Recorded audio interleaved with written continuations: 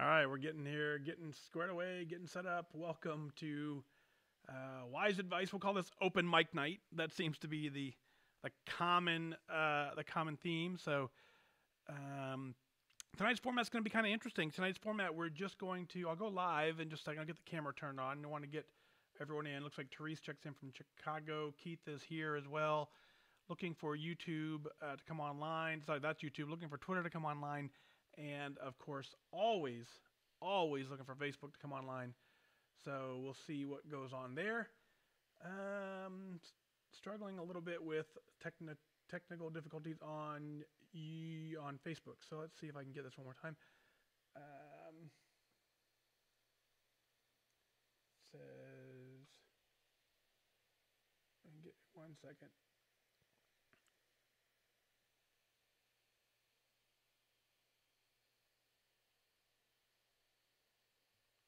There we go. I lost your comments for a second. So, very good. Facebook's now live. Deb is here. Anita's here. Good evening to you. Anita, good evening. Lisa joins us. Tallahassee joins in. Connie's here. Heather's here. Liz, Andrea. Let's go ahead and get, let's see if I can get this done. Yay! Working. Woo! All right. Looks like we got everything squared away finally. Man! Told you. And I'm still 4 minutes early, so we're good. Whew. Deb is here. Good evening, Chicago. Danny checks in for the first time. Good evening to you.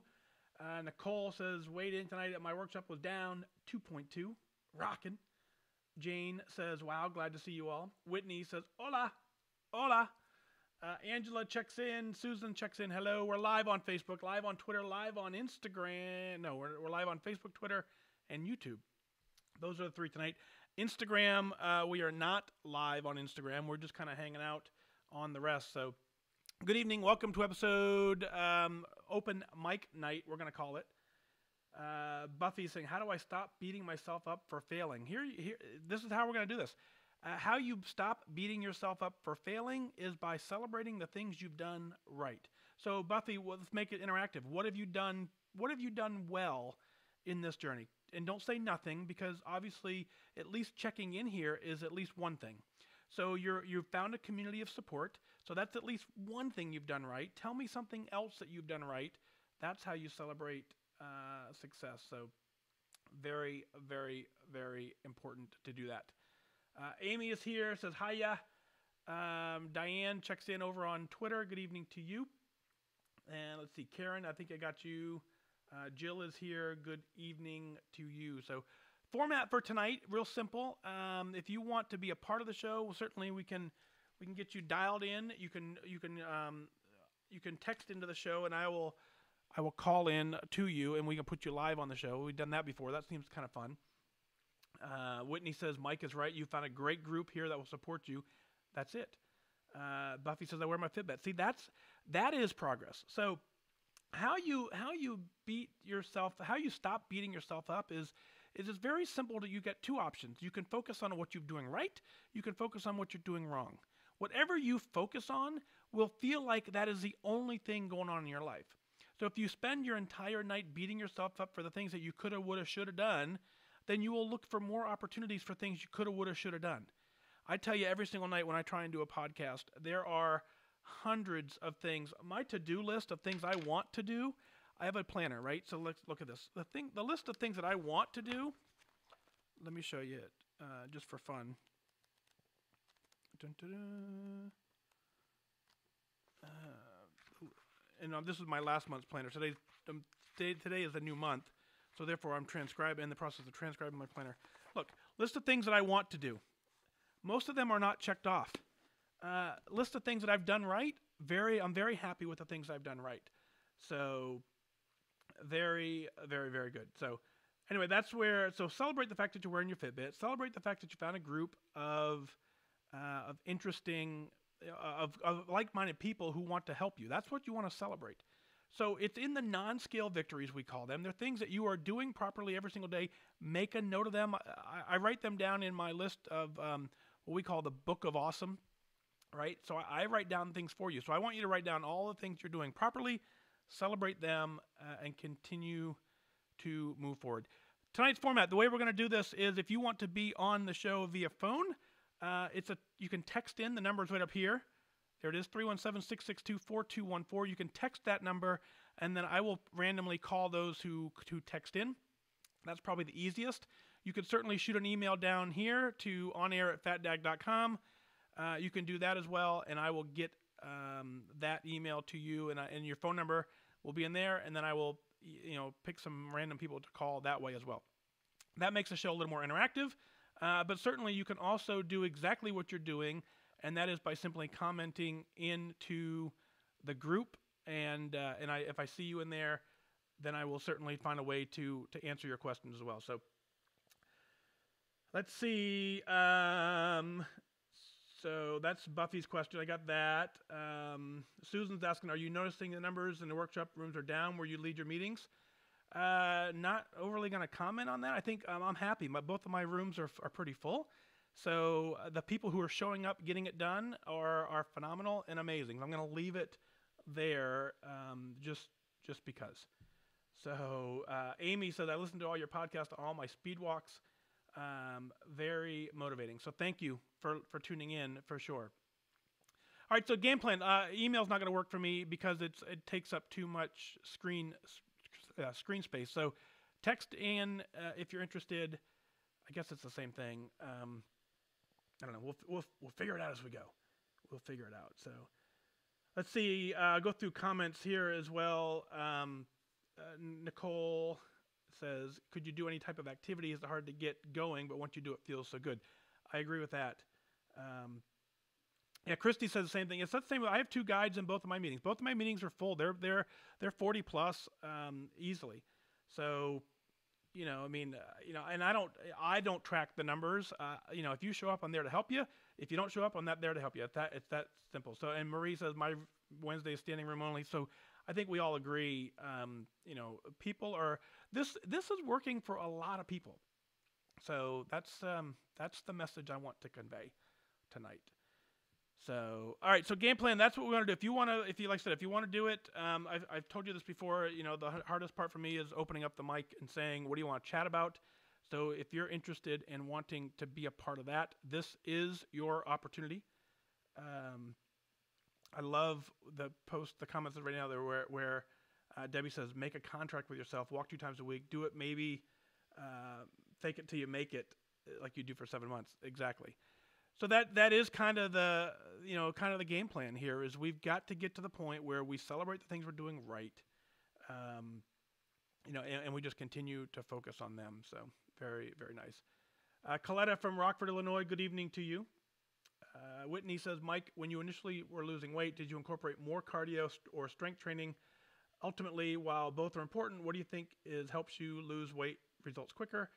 I've got quite a high mountain. So I had a great conversation tonight, actually, with an individual about this. I believe, and you came here for my opinion, so that you're getting my opinion, right? I believe that the weight loss journey is about 80% what you eat, 20% about what you do activity-wise. The numbers could be off a little bit, but it's more important what you're doing on the food side of the world than it is what you're doing in the gym. So I believe you can be very successful in a weight loss journey without a single bit of exercise, right? Now, certainly laying in bed for 24 hours a day not going to help you in your effort, but I believe you can eat properly, and that is going to take care of this journey for you. So I want you to devote, 60, 70% of your focus and your effort on what you're doing with the food. And then I want you to devote the other 20% or less, right? Whatever the math is, I know the math is wrong, but it's intentional. I want you to focus that amount of time on going to the gym. The quote that I used tonight, I don't know if she's tuned in, but the quote I used tonight is what activity you're going to do in July. You know that you're going to do potentially you've registered for a race. You know where all the water stops are. You know where the hotel is. You know where the bus stop is. You know where the water stops are. For a race that you're going to run in July, but you don't know what's for dinner tomorrow night. Focus on the eating side of this equation. It'll yield much better results than focusing strictly on exercise. Now, I believe exercise is important. I believe exercise is very important in this journey, but exercise is going to get our brain in the right frame of mind to want to win. That's going to kind of clear our mind, get us going. But man, you get much better results with the food than you do in the gym. So, and looks like Judy's confirmed for me, no gym for her, and she's doing 50 pounds down just by walking, no gym, no running. Exactly. So, Emma checks in from Houston. Good evening to you. Let's see. Lee confirms as well. I lost the majority of my 109 pounds doing little to no activity. So very nice. Weight reduction is the real determination of weight loss is eating less. Completely agree. Catherine checks in from Pennsylvania. So format tonight, like I said, I'm gonna stay live for as long as you're here. My guess is it's gonna be about 2 hours. No family. Family's on spring break, so they're gone. So I have the whole house to myself. I love it. I miss you, family, but it's nice to be able to yell. Sorry, they're probably watching. So the point is I'm here for you tonight. I want to make sure whatever you need, you get. I will do my best to answer all your questions. If I don't see your question, you certainly could log in and text. That number right there is a text number. You can text into that to get it done.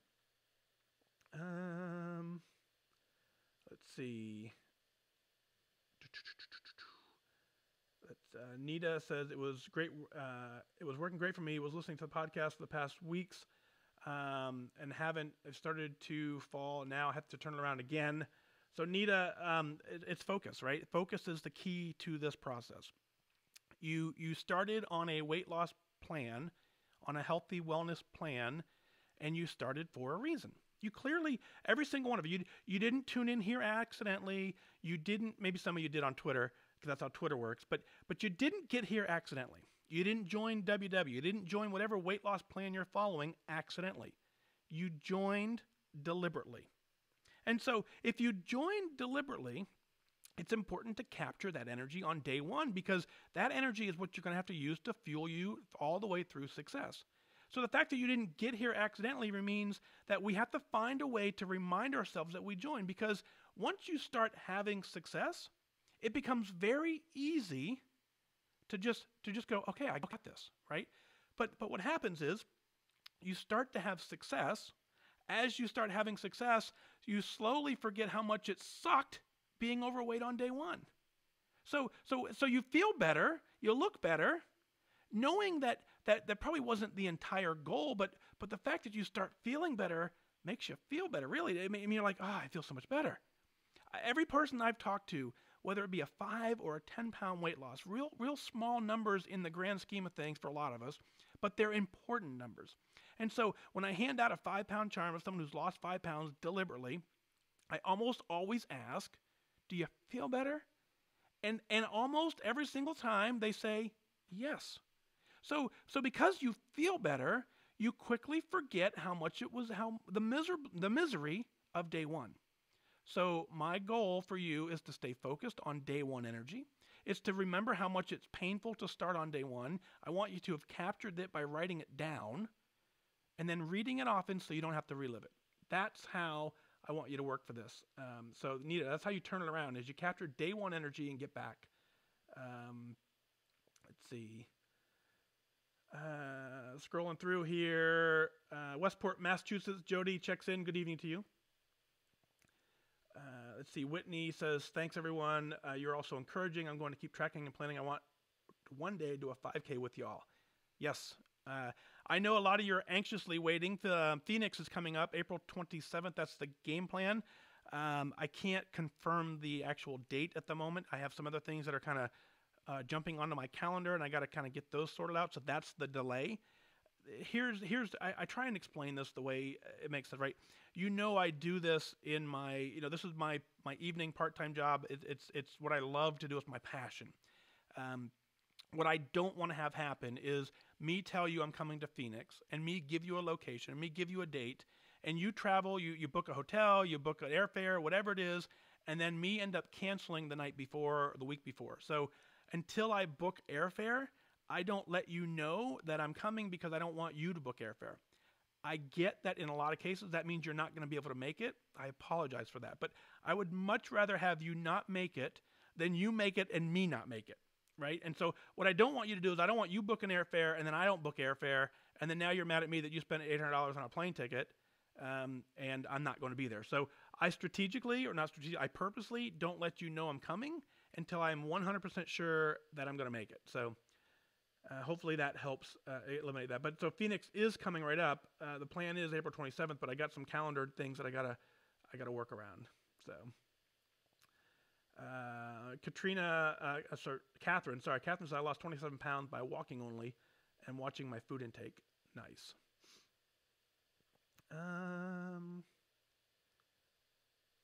Look at that.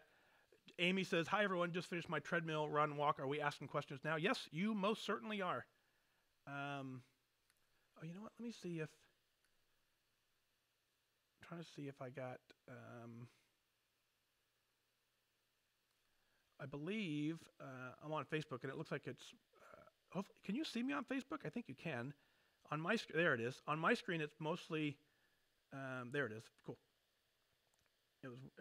I wasn't watching the live stream. I was just had it going. Emily says, from Paoli, Indiana, I'm really proud that I finally was able to get some activity in this week. I have physical disabilities, but I was able to walk in the park today. I couldn't walk the complete walking path, but I did what I could. And I took my son and his girlfriend as my walking buddies. Other ideas for activities for someone with physical limitations? Emily, certainly fantastic job doing something, right? That is the game plan and the key. I know a lot of folks who love the pool because the pool makes it easier on joints. Not knowing the severity and of your ability, then it makes it a little more difficult. And certainly, I don't have an opportunity to recommend. So, great question for your doc. Great question for your physical therapist. Those would be things that they would let you know based on what your limitations are or your. I don't like the word disability. I think it's ability. I think you have plenty of ability. We got to find out which ones work best for you, for sure. Let's see. Let's see if I can find something over on YouTube.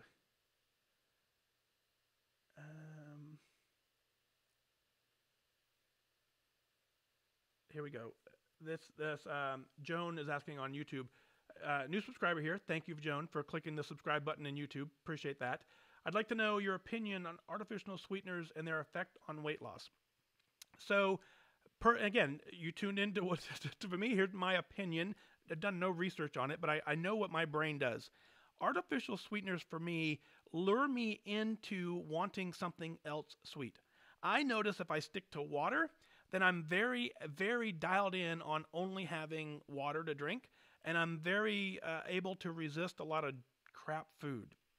When I bring in even the sparkling ice waters, when I bring them in, it ignites a craving for me that wants me to have more sugar, even though I'm not having any sugar because there's no sugar in it. So I try and avoid them. I try and stick to just regular water. It's right here. Regular water. It's so yum.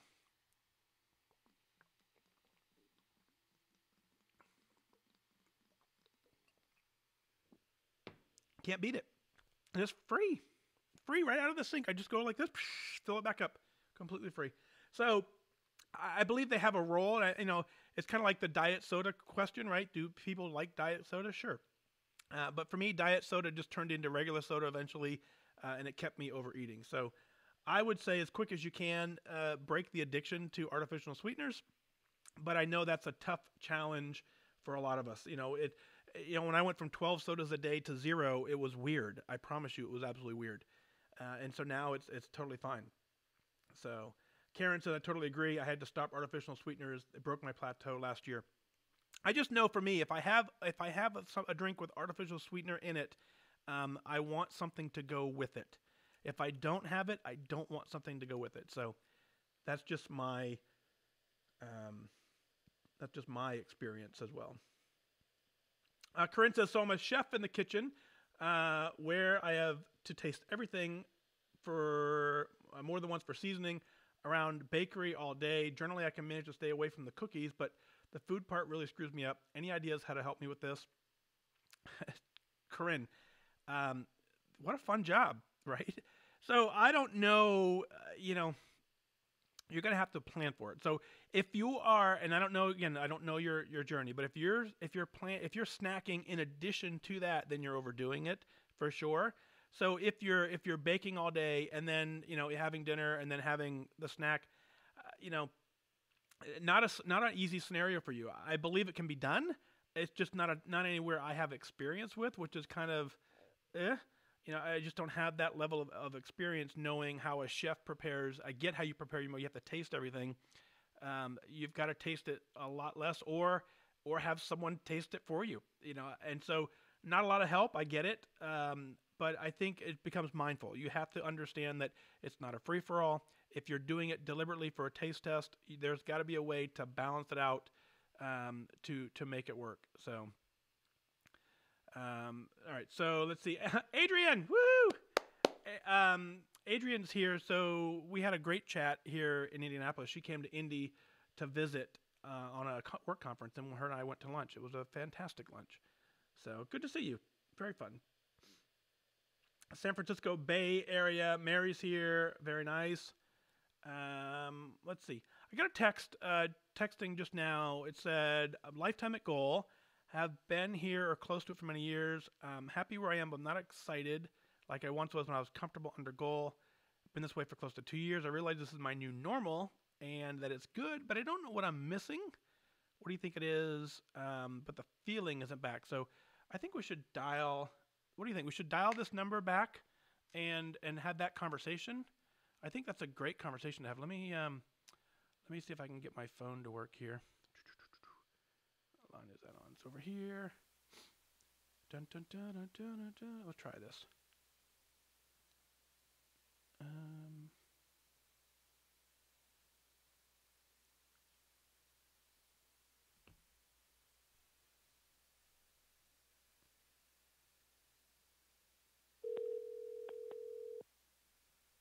Woohoo! Hello. Hello. How are you? I'm good. I can't believe you're doing this. Why not? Put me on the spot. I don't know. You're totally on the spot, and you're live. Caught me off guard. You're live on Facebook. You're live on Twitter. You're live on YouTube. No pressure. Okay. No pressure. Apparently. Okay, so talk to me. You talk to me. Tell us who you are. Tell us what's going on. I read your text and I read it to them, but I want to hear it from you. Okay. Amy from Stanford. Started Weight Watchers 2004, hit Lifetime.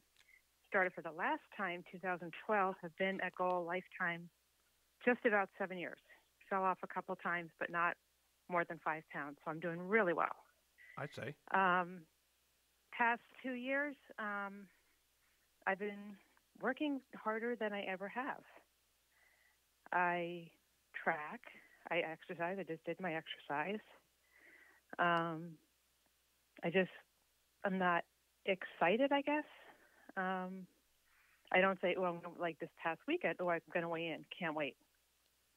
This week was one of those weekends. This week is like, oh, this is the first weigh in the month. I hope I'm going to do okay.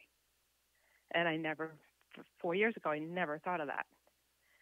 So it's my new normal, but how many podcasts, motivational books, right, people in meetings get me going?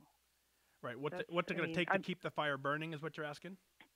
Yeah. I mean, it's burning, but it's not like it was. So what is your goal? What are you trying to accomplish? I am trying to lose like another 7 pounds. So I'm comfortably under goal. I'm trying to be a little more toned. That's fine. But what is your goal? Like, what do you want to do with your life? What do you want to do that this journey is putting a barricade in front of? It's not a barricade. It's trying to get more. I'm working hard at this. I like it. It's making me confident, and I'm proving to myself I can do it. Yep. And all that's good. What's your what's your total weight loss? Total was 25. Fantastic. And like I said in my first podcast, I did not want to go into a larger size. Right. I envisioned myself sitting at a desk 20 years at work or whatever it was, opening my eyes one day and totally being blindsided. and that scared me. So I jumped in. Yep. And I'm happy I did that. So, you and I talk a little bit back and forth between here and the Discord chat, or through an email on occasion, or even we have the opportunity to meet in person, which is way more fun. Um, what I've always noticed about you is that you're dialed in. There's no question about that. You're fully engaged in the process. You are, you've been starting this journey in 2004. You've been lifetime, you said, since 2012, so 7 years going. I think, and this is going to kind of sound weird, but I think you're doing phenomenal. I think if you asked anyone in the Facebook group right now and said, "Hey, would you like to be a lifetime member for 7 years?"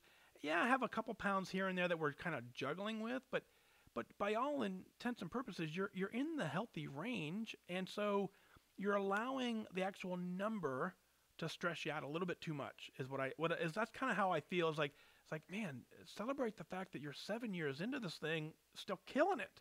You're still. I am, and I'm glad I'm not becoming complacent and being sluggish, being tired. Like I said to you in the past, I don't want to look back and say, "Oh, I remember I used to be able to do that." Right. I'm not there. I'm still doing everything I want to do. Right. I'll never forget our trip to DC, and I know you won't either. But so just for those listening, we did a 5K in DC, and Amy got dropped off we didn't know where the starting line was. So Amy got dropped off. I took an Uber. I got dropped off to where she was. We were almost 2 miles away from the starting line. Neither one of us had a car, and so we had to walk 2 miles to the starting line and then do a 5K. So that wasn't even stressful. That was probably one of the best walks in the morning. It was just you and I just kind of hanging out. Yeah. And so that's the type of stuff that we have to remember. We have to celebrate. My hope for you is that you enjoy the fact that you're 7 years into this thing, and that still 7 years into it, 7 years later, you're down exactly. Could you take off another pound or two? Sure. Absolutely. We all could, regardless. So, but are you overall happy with the big number? And I'd say yes. Are you overall happy with the fitness level that you're able to maintain? Yes. So it's just now a matter of going, okay, I can do this. You've proven for 7 years you can do it, right? But it's harder. It wasn't harder 5 years ago. What makes it harder? Like almost. I don't know. I think it's the excitement that I used to have. That's kind of where I am. So we just gotta. I think what we have to do. Is that the worst thing? I don't think so. I'm just like, I need another voice to kind of give me some feedback. I think you need another goal. I think you need nothing to do with how much you weigh, nothing to do with what you look like. I think you need some sort of, some sort of motivational thing that you achieve and you strive for. Like, whether it's going to be maybe it's going to be a fitness activity, maybe it's going to be, I don't know, writing a book or so. I can't think of an exact thing, but there's got to be something else that motivates you. And then the fact that you understand and recognize and celebrate the fact that your weight is under control, and you have that under control, which enables you the freedom and the power to go do something else to keep you motivated. I think that's where you kind of want to shift your brain, and find something else to get excited about. Yeah, and you don't get that in the house and your friends. They don't get it, as you say so many times. They don't get it. Right. So you want to find that person or people that do get it.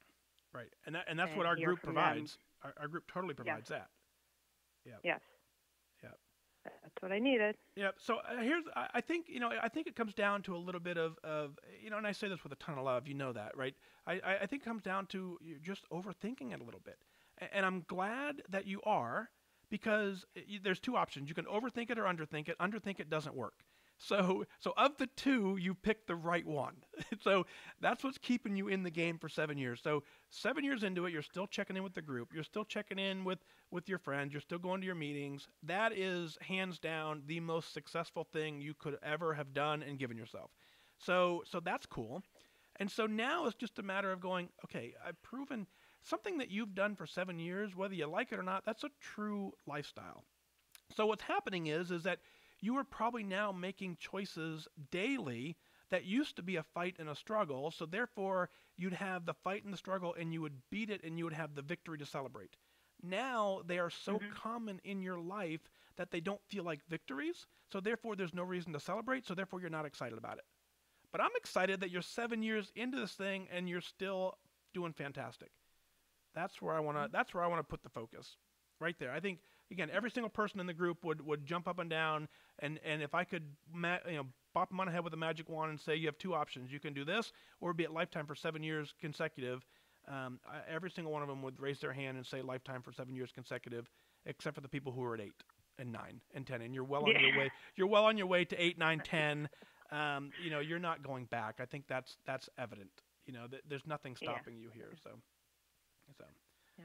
All right. Cool. That's good feedback. I wouldn't have thought. Very cool. Yeah. Very cool. Thank you. No, thank you. And so be cautious, but underthink it just a little bit, and just celebrate the fact that it always go back to writing down the things that you're doing every single day that maybe you hadn't done. And it's why I tell people along the journey to capture them, because you will get to a point when you're no longer celebrating the fact that you can tie your shoe. You've tied your shoe every single morning. It's no big deal. It's just what you do. But the first month and a half or so that we're able to do it, it's a big deal. So now you've just forgotten about the things that you couldn't do 7 years into it that are just now routine, and you're rocking it. So I don't know. I'd say. One good thing is my health has been great. It's gotten better overall. Like there's been setbacks, and that's been fabulous. That I don't forget. Yeah. That's always been very important. And you're 7 years older. And your health is good. It's not like it's not like our health is better next week. You are 7 years older than when you started this, and your health is just as good. So, celebrate that.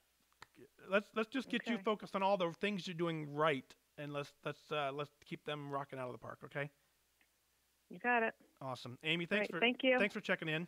You're the best. All right. Bye bye. Thanks. Take care. You too. Bye. How fun was that? So that's how it's done. So if you text in 317-662-4214, we'll do the same thing. We'll just kind of, talk you through whatever you want to go through. I'll go back to, let's see. I'll go back to the Facebook and see what's here. Brandy says, "What's the hardest thing you had to give up during your journey?" Brandy, great question, right? And so here's what I want to say. I didn't have to give up anything. That's where my brain is. My brain is saying, you didn't have to give up anything. I chose to give up things for different and various reasons. And soda being one of them, right? I was a Pepsi-holic. Pepsi and Mountain Dew I would have Pepsi for breakfast and Pepsi for dinner, and I would have Pepsi for a midnight snack, Mountain Dew per se. I could do 12 sodas a day, no issue. And I did many, many, many times. I went from 12 sodas a day to 0 overnight. It was hard, but I set it up as a challenge. I said, I want to see if I can do it for a week. Can I go one whole week without a drop of soda?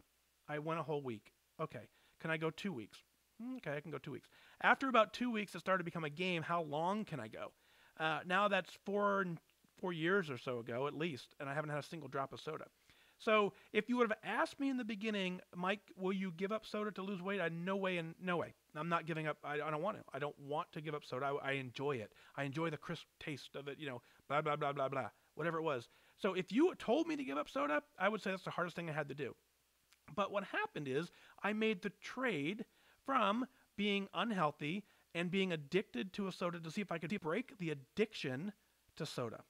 I wasn't concerned about anything other than the fact that I was addicted to it. Every meal was a Coke or a Pepsi, every single one. So the hardest thing for me was giving up my old unhealthy lifestyle because I enjoyed it. I told you, even though I was overweight and getting ready to get kicked out of the military, I was still pretty happy. I have a great wife. I have a beautiful daughter. I have a beautiful house. Life is good for me.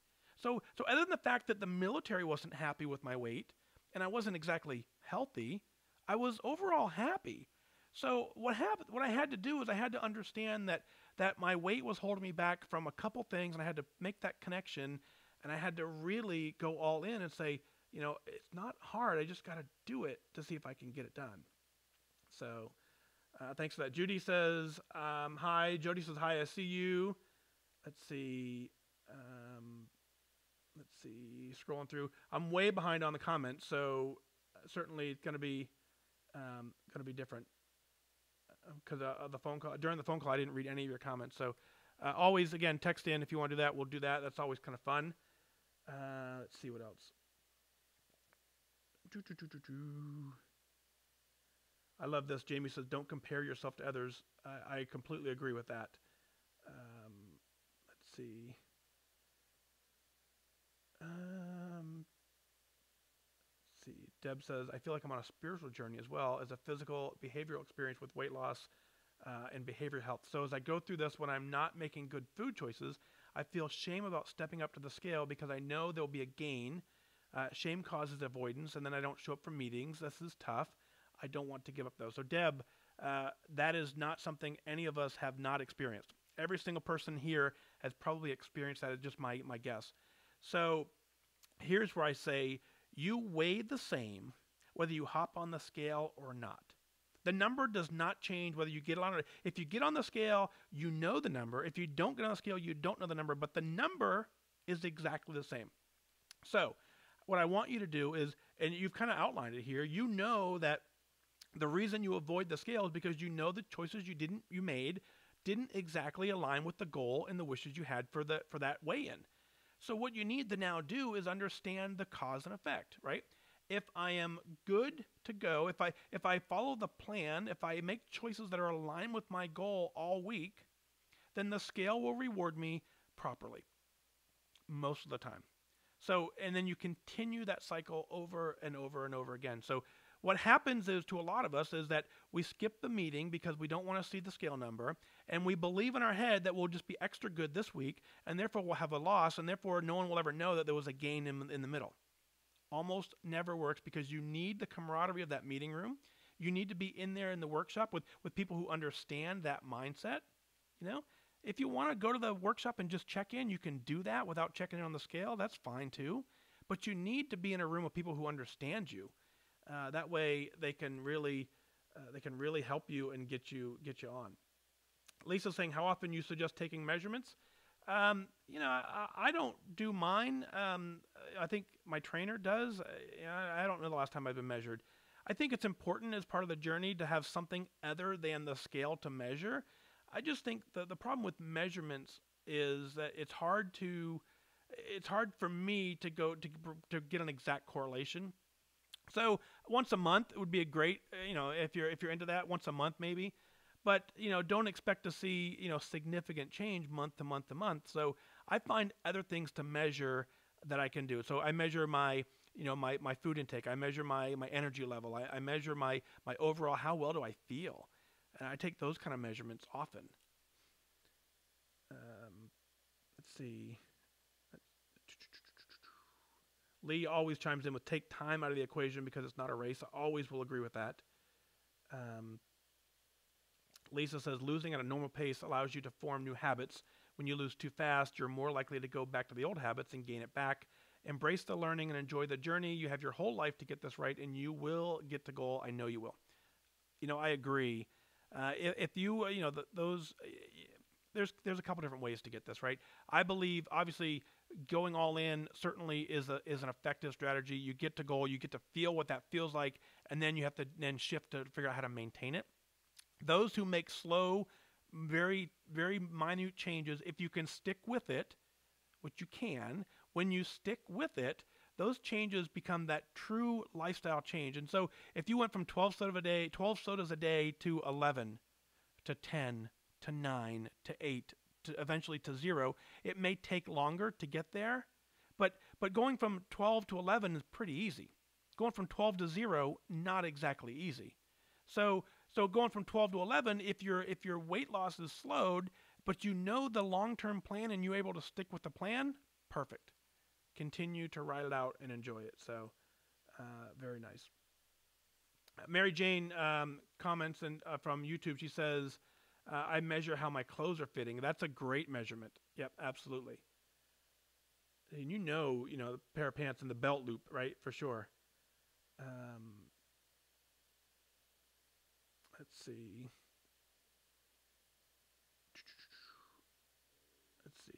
Rebecca says, when I did WW4, I had a great leader who used to say the scale was just feedback and to try not to attach emotional value to it. Also, the scale is fickle and can be used for any number of false reasons. Don't quit. Yep, I agree. The scale is, it is fickle for sure.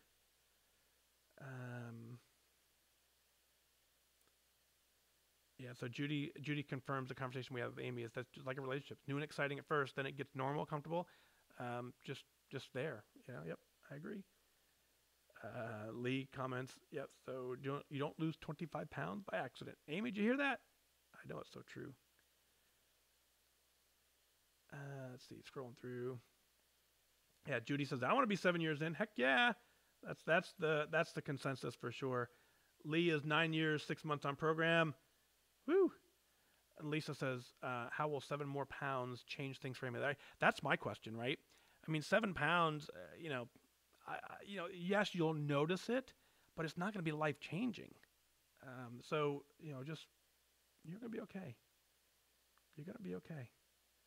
Yeah, all kinds of good comments there. Pick up a craft. Take up something in the community center. Very nice. Chesterton, Carrie checks in. Christy says, started 4 years ago. Fantastic.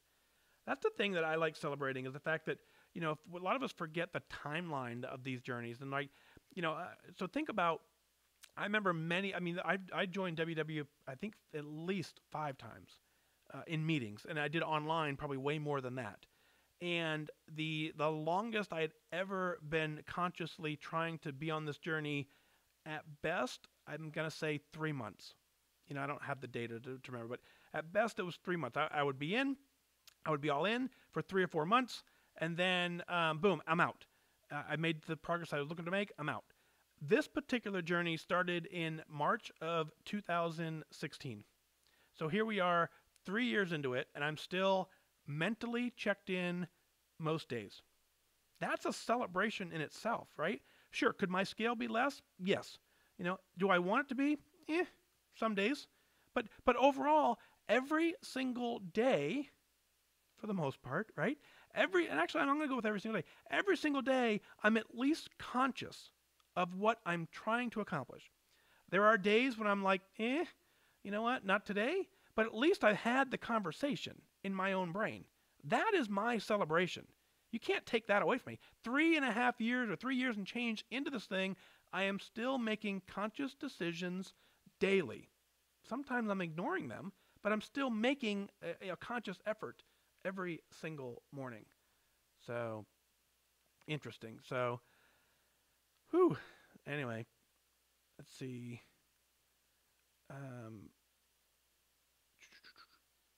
Let's see this. Let's make another phone call. Let's do this. Let's make another phone call. So if your area code is let's see, 440.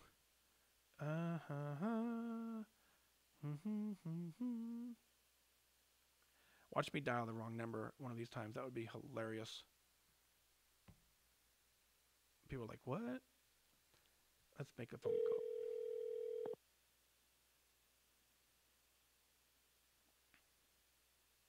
Hello? Hello, Corinne. It's Mike.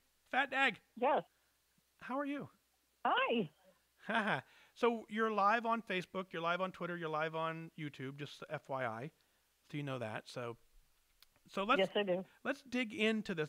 So for those listening, Corinne and I were talking earlier in the episode about she's a chef, and so how do you get about in order to make sure you're not going to serve something you don't know is A plus, right?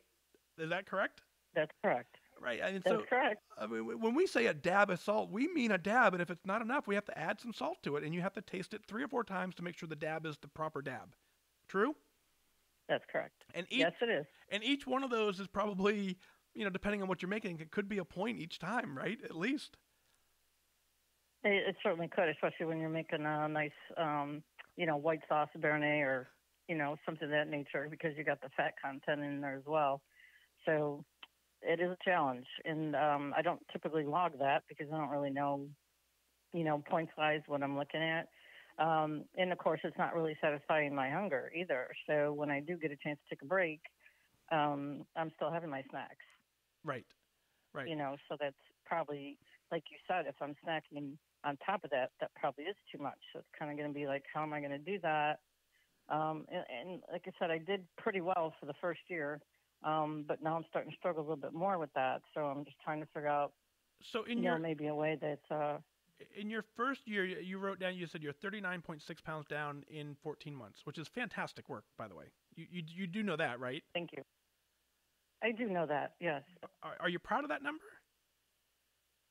I'm pretty proud of it, but I had some goals and I not made them, so that's a little, that part's probably what's frustrating me because I did so very well in the beginning, and now it's kind of like tapering off, and I'm like for the past month been struggling with this. I'll lose a pound and a half, and then the next week I'm gaining 2, and then I'll lose again, and then I'll just gain a little bit, and so it's just kind of like this up and down, and I just can't get to that 40. So Right. it's like I need to get past that 40. That's like been a little struggle for me. So I'm a little frustrated with myself on that end. So answer me this: when you first started and you lost 39.6 pounds, were you a chef then, or did you just pick up being a chef recently? No, I've been a chef for a long time. So yes, I was a chef then. So what you're saying is it's actually possible, because you did it, Yes, right? absolutely. Okay. So Absolutely. here so Yeah. so now and I'm putting you on the spot only because I love you. But what I want No, you, it's okay. what I want you to understand is that now had you said, Mike, hey, listen, I lost 39.6 pounds and I got this great job as a chef and now I'm struggling. Different conversation. So you have already proven that as a chef you can lose 39.6 pounds. True? It's true. However, I'm also a culinary director, so I'm not in the kitchen every single day. Okay. But because we face challenges with our staffing, it put me in the kitchen a lot more than I used to be. Gotcha. So there has So been I'm a actually change. doing the cooking more. Okay. Yeah. Yeah, not significant, but significant enough. And um, two things I want to focus on with you is number one is the thing I always say is when you joined on day one, if I could have said, Corinne, I guarantee you'll lose 39 pounds. You would have taken whatever I would have said, and here's all you gotta do. You would have said, yep, I'll do it. Guaranteed I'll take a 39-pound weight loss. Now, obviously at times we want more. I get that. But at no point would we say, I actually don't want to lose 39 pounds at all. So we have to celebrate the fact that with a busy life and a busy schedule and being a chef, although maybe not as much in the kitchen, you end up losing 39.6 pounds deliberately, right? That's correct. All right, so that's where I want you to I want you to start the conversation there. As I want you to from this point on say I'm a chef who lost 39.6 pounds. Boom. Now I'm also a chef who wants to get a little more. How do I do that? Right. So go back Correct. to a conversation that you kind of mentioned is so if so here's and I don't have a real good strategy for you. I really don't. But things that come to my mind is allow yourself to use your weekly points as your tasting points. Allow yourself to use activity points as your tasting points. So in a typical meal, let's say you taste 6 to 8 points worth of food per day. Well, then that means you have to say, okay, how do I, in your case specifically, what can I do to get 6 to 8 points of activity deliberately in today or this week to kind of counteract those? You know how to set your app up to do that, I hope, right? Yes. So that may be a strategy, or like we said, using only your weekly points, or looking at the rest of our day and saying, if I'm waking up and having breakfast and then having a snack and then making lunch and having a snack and then making dinner and testing it, and then having it, there may be opportunities throughout the day, especially to add some 0-point foods as snacks that may free up the point value to get you, breaking that plateau. But I would say those are my two recommendations is increase the activity just a touch, and it doesn't have to be something crazy. Just park, 2 extra spots down or park a little further away and do that every single day. And that'll get you a point or two here back without doing a whole ton of work. Right. So Yeah, that's good. So what's the game plan? What's your overall goal? What are you trying to accomplish? Well, my main thing was that, I just want to be healthier. Obviously, I'm a grandmother of 9 grandchildren, and it's important to me to be active and to, be able to spend that time with them. And unfortunately, obesity in my family is terrible. I mean, it's just really, really bad in my family. Um, so, you know, having my mother live with me and watching, you know, her struggles and what she went through, I don't want to go through the same thing. I don't want to, you know, fall on the floor and nobody be able to pick me up. Right. You know, that's huge to me. I can only imagine how she felt, you know, when those type of things happen. So for me, those are like my whys. I don't want to be like that. You know, I want to be active and be able to move. And so I want to lose. I mean, I feel good where I'm at. I really do. I feel great, and I'm proud of my accomplishment. But I just feel that I need to go to be in that healthy body weight range of what I need to be, and I have a ways to go. So. Okay. So here is, so now we got to go back to you. You're clearly focused on your why. 9 grandchildren. It sounds like a handful. So there's your activity. You already great. You already have your activity built in. They don't live with me, so it's great. Yeah, good point. So get focused on them, right? And so you're doing this for you. That is always the number one rule. You have to do it for you. But for you means you're doing it so that you can be around and enjoy them. And so that's how you take them and convert it to you. You know, so you're not being here for them. You're being here so that you can enjoy them. Slightly different, and it's just worded just a little bit differently. And I want you to truly dig into the why side of it. And then as you're preparing your next meal, and again, I've cooked a couple things. I've made some toast in the toaster, and I think I've heated up spaghetti noodles. But so I have done similar. Like if I am going to make toast, I will lick the knife. And so that's a couple extra points. But that's about the extent of my culinary skills. But what I do know is my guess is that the amount of times you test it and taste it could probably be reduced. So if we now go, okay, I will taste it every third edition or whatever you need to do. But you're going back to focusing on why am I doing this? That I'm doing this so that I can enjoy my grandchildren because that's the most important thing in my life right now. The difference between a dab of salt and a pinch of salt may not be significant enough to have to test it each time. So you just kind of get real focused the same way you were early on when you lost to 39.6 and you say, okay, I know why I'm doing this. And so I just have to get deliberately focused on being intentional with all of my actions, making sure they align with my goal to get it done. Make sense? Perfect. It sure does. All right. You totally got this. Does. You totally got this. If you had come to me and said you're a chef that's never done this, again, you just got hired as a chef yesterday, then I would say, let me fly in and we'll sit down and I want to watch, but you've been a chef your entire life. So even if you weren't in the classroom, you were still being a chef at home. I guarantee that to be true. So, oh yes. Right. So you're fine. You're totally fine. You're on the right path. Just now allow those grandchildren to guide you into every decision you make. Pick up the activity just a touch, and a dab of walking and a pinch of treadmill will certainly be something that helps counteract all that. So you got this. Absolutely. All right. Great. Well, thank you. You betcha. I believe in you. I know you can do it. Awesome. Thank you. You bet. We'll talk soon. Bye-bye. Bye. Isn't this fun? This is my favoriteest thing in the whole wide world. I promise you it's my favoriteest thing in the whole world. Let's see. I'm scrolling down through your Facebook comments as well just to see what we missed on Facebook. But the same concept. If you want to chit-chat, this is the number. Text in. That's the only way it works. And then text in. It comes right on my computer. I can read your text, and then I will dial out. Kind of the game plan.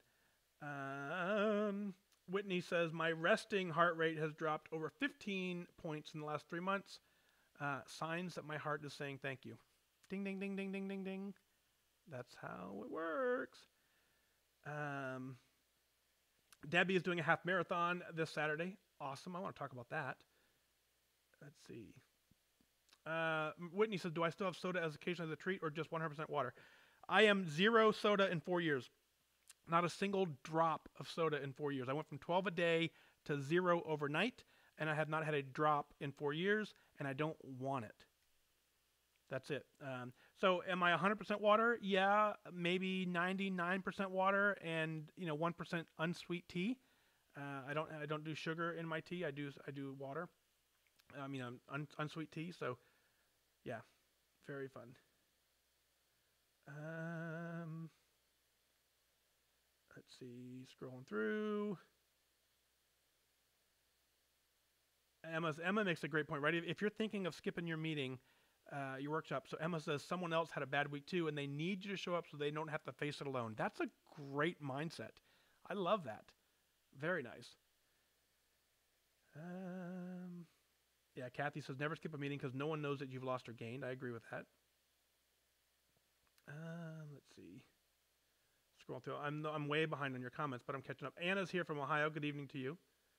Woohoo! Ohio area code, says Whitney. Let's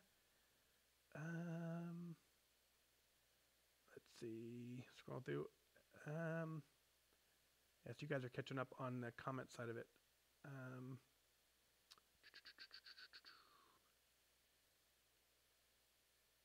Scrolling through. Emma says, is her other logging on point? So that's a good question too, right? Back to Corinne's comment. And so, right, depending on how accurately you track, it could be the difference between success and not. And so one of the things we know is that the difference between maintaining your weight and losing weight is up to 6 points per day. So you get to the point, and I say that because your app allows you to fluctuate, but if you are a very detailed, accurate tracker, weighing, measuring every single thing, then more than likely the point value that's assigned to you is what you need. If you are a little bit not as careful with weighing and the measuring, and you're adding, a little extra cream to your coffee and you're not tracking it, you could be eating in a maintenance mode and not knowing it. But in your head, you're thinking you're doing everything right. So therefore, the accuracy of your tracking matters. So if you are the person that's very inaccurate with your tracking, you're guessing and you're not logging everything, and you're eating all of your weeklies, you could be in a stalled maintenance mode or even in a gain mode potentially, but you think you're doing everything right because your app says you're tracking perfectly. But if you're calling this a 0-point chicken breast, or you're calling a sandwich, a piece of bread, this as a piece of bread, if you lined up, here's the example. If you go to Chick-fil-A, right? If you go to Chick-fil-A, and I just say this for example, and their chicken sandwich is 12 points. If you lined up 100 Chick-fil-A sandwiches, they wouldn't all be 12 points, but the app says they're 12 points. Some of them are probably 11, some maybe actually be 10, some could be 13. It depends on the bun, how much butter made it to that bun, how big that chicken is, how much breading was on that chicken. So if you lined up 100 sandwiches, all the exact same, they would vary, mathematically in points from probably 10 to, 14. So it's the same thing when you're tracking, right? Depending on how accurate you are with that determines how well you're going to have success. So if you're a very detailed, very accurate tracker, then more than likely you can have more flexibility in eating more of your points. If you're not super accurate, then you start running into danger. So it goes back to, if you like the results you're getting, keep doing what you're doing. If you don't like the results you're getting, you have to change something up. And by changing something up, it may be reducing the amount of weeklies you eat. It may be reducing the portion size of the things you eat. You're going to have to, experiment to figure out what works for you and what doesn't. So very good. All right. So Oklahoma in the house. Kitty, good evening to you. Let's see. So format for tonight, for those of you just joining, a lot of you new folks, the concept here is this number right here. This number right here. Text in. I'll get your text. I'll call you. We'll put you on the show. That's kind of the game plan there. So go ahead and text into that number, and we'll put you in on the show. Otherwise, ask your questions in Facebook, Facebook. I keep saying Instagram. Facebook, Twitter, and YouTube. We'll kind of run this for about another hour. And as long as you're here, I'm here. So very fun.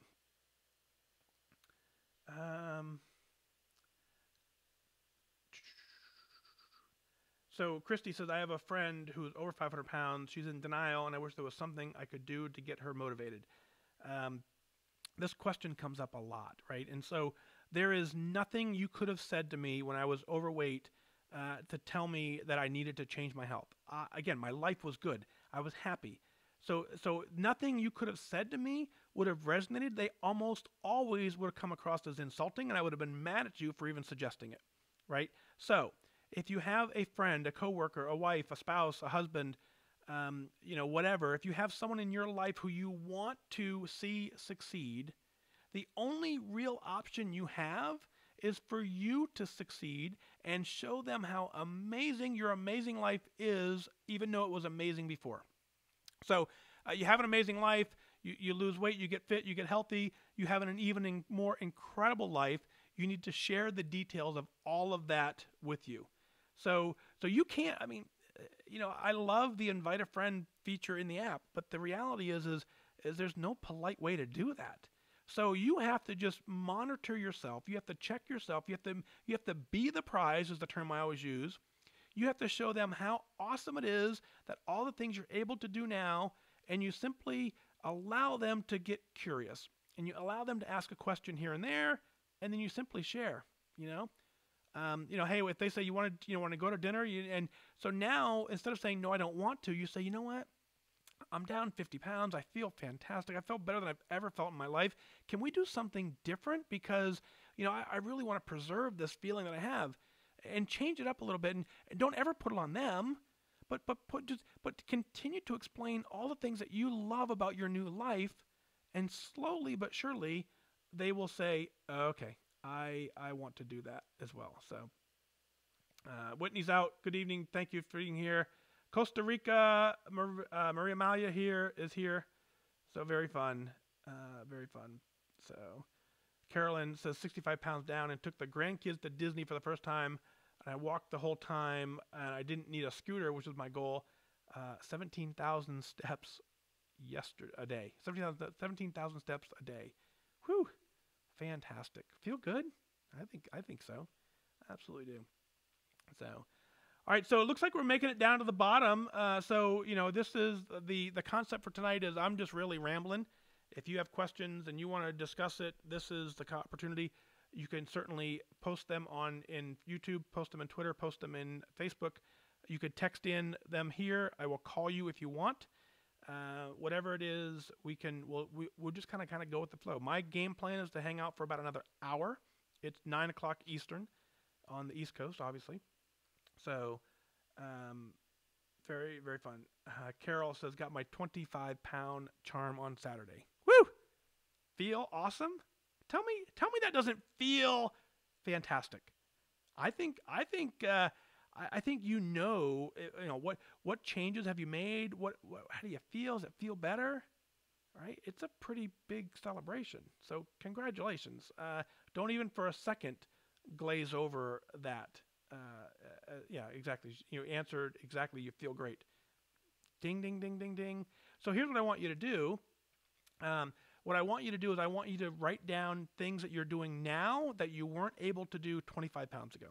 And it's important to do that because, as you heard earlier, maybe when we were talking with Amy, is there will come a time when the things you're doing now are your new routine, right? And so that's what we want to. We got to get to the point where you start recognizing the differences. And so when they become normal, then all of a sudden you kind of forget about the excitement. So. Very fun. Donna says, do I have an additional feedback on the freestyle fix? It's the same thing I said earlier, is that we have to monitor how much we're eating. I got a lot of feedback on that episode. A lot of folks were telling me, fruit is not the enemy. You can't overdo it on fruit. You can't overdo it. And I never meant for you to limit your 0-point foods. Kinda.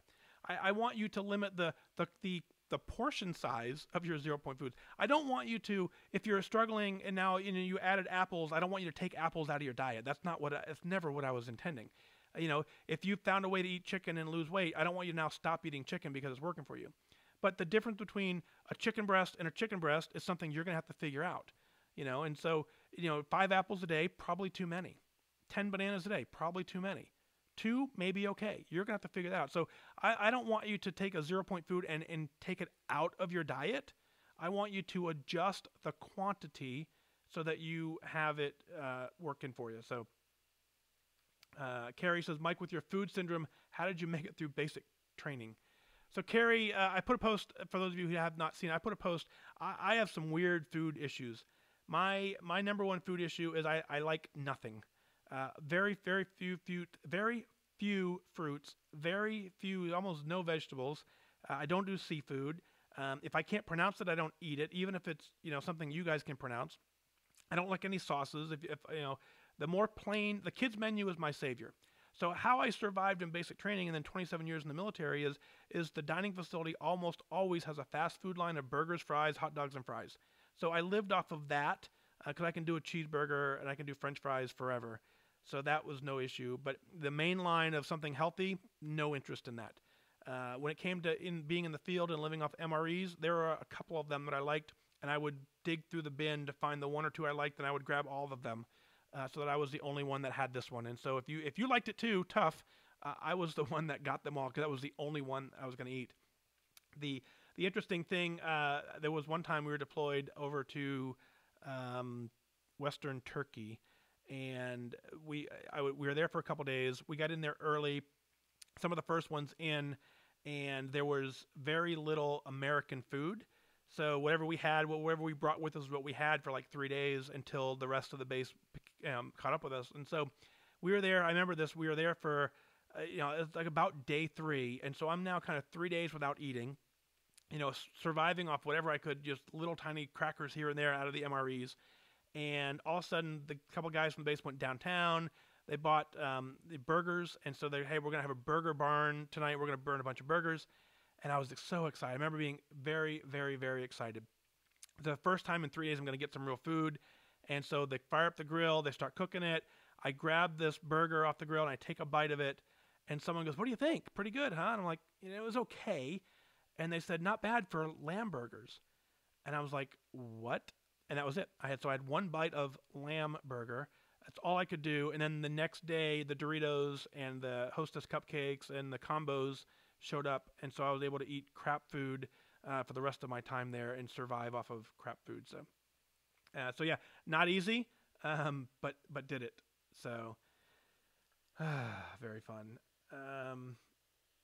Cool. All right, let's do one. Let's do 2 other calls. I have 2 in the queue. Let's do this one first. Let's see. 707 is the number 5.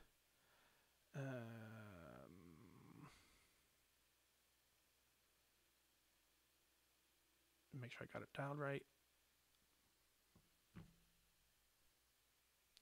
Dun dun. You're gonna like this. Hello. Hello. How are you, sir? Hey, good. Tell the world who you are. Tell the world who I am. Okay, I'm Lee. Santa Rosa. Lee, when I saw your number pop in my inbox, I was like, yeah, I got to call this guy because, as you know, I'm a huge fan. I know. You're the man. What day is today for you?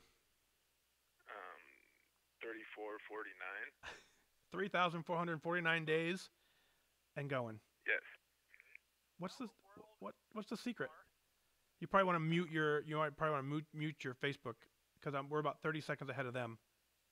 Okay, I'll just turn it off for the time being. I don't know how to mute it. Actually, I do, but say that again. What's the secret? What's the secret? Oh, look. There. All I did is turn off the volume. Duh. The secret is, for me, was start your day 1 where there's no goal weight given and never look at time as an issue. Right.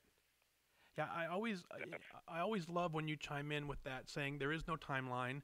I kind of think if you put a timeline on it, you're kind of putting a timeline on your life because I signed up to do this for the rest of my life. I don't know about you. Right, yeah, exactly. Lifestyle starts with the life. So you right? can change your style again when you're not alive. Right. So people who say, "Oh, I have to do this for the next 20 years," I'm like, I hope. I hope you have the opportunity to do this for 20 years. I hope I live that long. Exactly. Right. So, man, it was so fun to actually meet you in San Francisco. I didn't know how awesome you were until I actually got a chance to meet you in person, and then your awesomeness became even more clear. So that was the coolest part for me. Thank you. Yeah. So what did you think of that day? Pretty fun? Oh, fabulous! Yeah. not only was it fabulous to be there, but I got to meet in person one of the wingmen who I know from online, and she lives in Santa Rosa also, and we drove together, and she knows I don't drive, so she was the um, transportation person, and then we, walked together, all of us, and it was all good. Yeah, it was a little smoky though. You guys had a fire. Yeah, someone didn't have their burn Yeah, permit or something. I don't know I what. think it's finally gone. Is it? So what you're I saying? hope so. I need to come back? Yes. All right, I can do that. I can do that. I don't know when, but I'll. I see Steve is online. So Steve, I'll come out. And Steve was a great host that day too. Steve was fantastic. So give us the kind of the abridged version of your story. I think everyone's heard it, but it's always fun to hear it in person from the person who actually gets to tell us. So give us the abridged version. The abridged version is I joined 9.5 years ago. And I've gone to at least one meeting every week for 496 weeks. I have 496 weigh-ins. I'm down 123 pounds. Wow. And I don't ever plan on stopping. Yep. And through this, your life has not been perfect, right? No. Whose is, but it's a lot more close to perfect enough than it used to be. Right. It's funny. When I said, as soon as I got done saying that, I didn't mean it that way because I was thinking, I'm like, you know what? My life is perfectly imperfect. Yeah. I'm very happy with everything that's happened in my life because it led me to this point in life where I get the chance to talk to you, which is kind of cool. Weight Watchers has made my life a lot better than it was. Yep. What can you do now? Go ahead. What was that? So what can you do now that you couldn't do 123 pounds ago? What can I do now? I couldn't do 100. I can walk on the street without worrying about falling over and losing my balance. And because my balance is better, I'm not scared that a 10th car is going to run into me. Right. And I can climb the stairs with groceries in each hand without holding onto the handrails. I can sleep better. Yep. And it's a whole new world. Is mainly, yeah. Now, when you I don't know if you remember exactly, but when I showed up in San Francisco, the intent was we were going to run or walk a 5K, and because of the smoke, the 5K was canceled, and we decided to get our own distance in. I think you said something along the lines of you weren't sure initially if you could even do it. Do you remember that? Oh, I could at that point, but I couldn't walk it before. I know what I couldn't do possibly was the stairways without like a handrail. Right. Or the incline, because in the past that was one thing that I had issues with on this 5K I do each year is the downward incline is really hard for my balance, but now I can do it without problem because my issue is all in my head. I always think I'm going to fall, but I never do. You just said something there very powerful, and I think that sums up all of our journey, right? Our brain is controlling us, right? Our brain is telling us it's limiting us, isn't it? That's why I have no data to back this up, but I tell people in meetings that 90 to 95% of your journey is your mindset. Yep. Yeah, I say the same thing, and I have no data to back it up either, other than the fact that I've lived it and I know it to be true. Like, if I'm mentally strong and I'm mentally focused, there's nothing you can do or offer me that's going to derail me. And so it doesn't matter. But at the same point, if I'm not mentally strong, there's nothing you can do to get me on track. Right, exactly. So you've got to get to the point where your brain is focused and saying, and so how do you remind yourself every single day to stay focused? Well, I have pictures on my phone of what I look like at day one, and I look back at them, and each week when I go and weigh in, I post my data for the week, and I post my Fitbit data each week when I get an email saying this week you walked this many steps, and I think back to 4 years ago when I wasn't comfortable to walking on the sidewalk and couldn't even walk up and down the stairs easily. Now I can walk everywhere, and I'm very confident. Yep. So what I heard, and I want to reemphasize it, is that every single week, and probably multiple times a week, you are reminding yourself that you're doing this, right? Yes. So that's the I- number one. Go ahead. And I post my food tracker every single day on Connect. Yep. To let people, like, remind them that here, don't have shame in what you eat. It's just data, just like the number on the scale. The food you eat is just data. Learn from it and make better choices if so need in the future. And same thing is true about your weight. Yep. The difference is what do you do with it? Do you allow it to defeat you, or do you learn from it and make adjustments?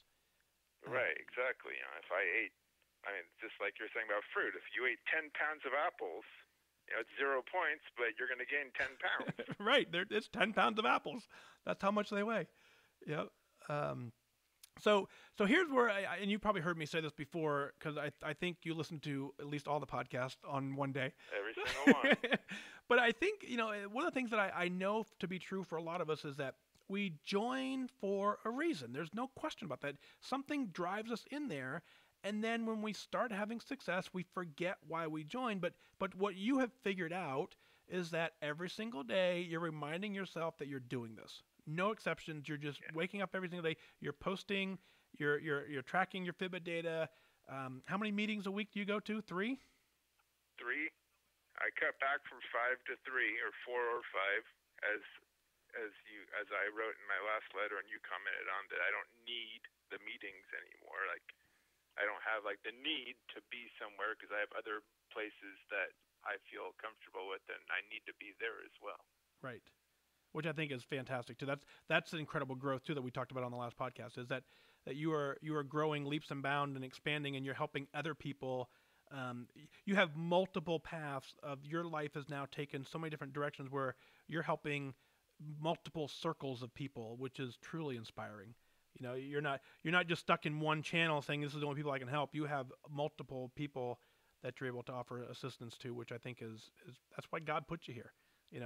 How can we use Lee to motivate the world? And I think we've figured it out, which is fun. It's real fun to watch.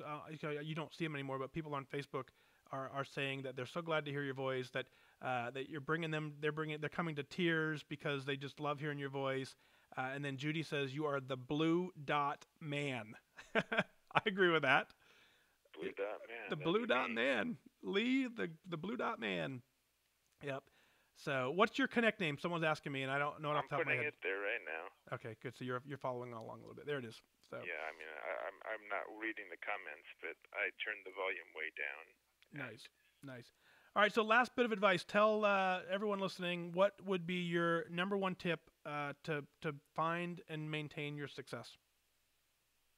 Tell yourself and believe that you will hit goal, because it will happen. When it doesn't matter. It'll happen the day that it's meant to. Yep. And just never give up, and just keep working towards it. Exactly. And keep working after you hit goal. Completely, right? Stay focused, stay dialed in, and stay, again, you joined for a reason. Stick with it. So. Right. Very nice. Well, I owe you, you heard my bit on Phoenix. I hope to see you in Phoenix. And so I will share with you, and I'll share with the world. Here's my intent. April 27th, there's a 5K called Pat's Run. That is what I'm hoping to do. The problem is I have an engagement on Monday the 28th that I don't know if it's in person or not. And so that may interrupt my travel. And if that thing comes through, then I have to cancel or reschedule the trip to Phoenix, which is why I'm hesitant on putting anything out. But if I make it to Phoenix currently... Monday the 29th. Yep, Monday the 29th, I have a potential conflict. So the 27th is Pat's Run. So my thought would be fly in on the 26th, fly home on the 27th, be home on the 28th. But if I have to retravel out on the 28th, then right. So that's the game plan. The game plan really is to do Pat's Run in Phoenix on the 27th. So that gives you something to plan around. Just know that subject to change for sure. But yeah, I was looking yesterday as I posted all these things on Facebook on Connect, and one of your Phoenix Connection people told me, like, well, we don't know dates yet exactly, but here's what we're looking at. And that's really what I needed, was just an idea of, like, do we have an exact date yet? Should I make a plane ride? And she said, no, not yet. That's the exact answer I needed at that time. Yep. Yeah, that's hold off and wait for a bit, and I'm fine with that. That's my only fear is that people make big arrangements that they can't change, and then all of a sudden, I can't make it, and then all of a sudden it just becomes a bust. But I made it to San Francisco against all odds, so Phoenix should be a piece of cake. All right, my man. Well, hey, always good to hear your voice. It was truly an honor to be in your presence in San Francisco, and because of you and Steve and everyone else out there, I think San Francisco has to be a repeat stop. So I'll work that in at some point too, but you never know. All right. So the week after. There we go. Why not, right? You're funny. Funny guy. So, all right, sir. Well, have a great night, and I wish you continued good focus. All right. Thanks. Bye-bye. Okay, bye. What a fun dude. If you haven't met that dude in person, you have an opportunity to go do that in San Francisco. I tell you, he's a ball of inspiration. Lisa says, love putting the voices to the faces, and I agree. Catherine says, I will never give up. That's how it works. Let's see. All right, let's do this one. I've been meaning to make this phone call. Let's see. Let me find the number. Here it is. Let's see, making a phone call. Come on. Come on, phone. This is the downside of technology, is that ideally it would be nice if someone else was dialing for me and I just said, oh, hey. So let's make this call here. Area code 815 is the area code. It'll probably ring before you hear that, though.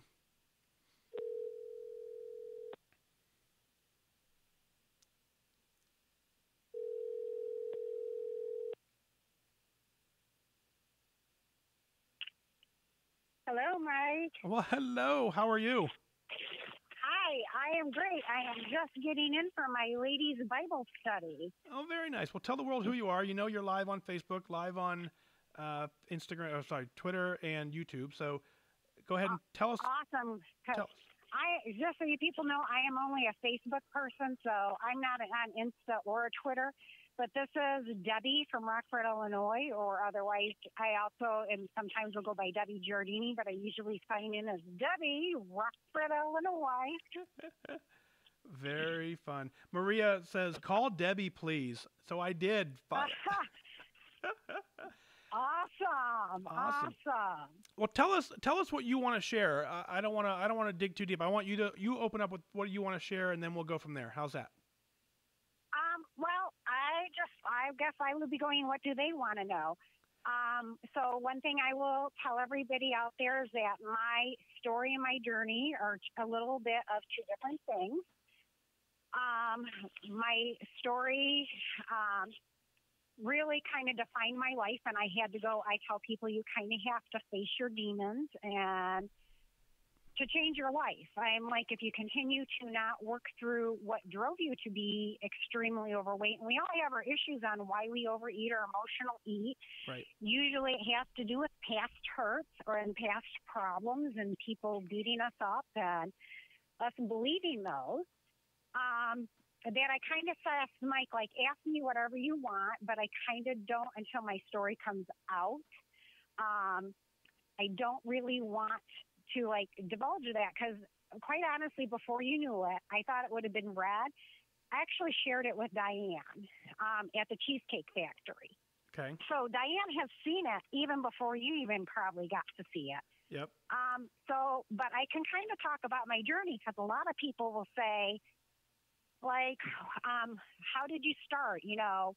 What did you do? What was the first thing you did? I had a lot of people at work say, well, how did you start? And I was like, well, okay, so how did I start?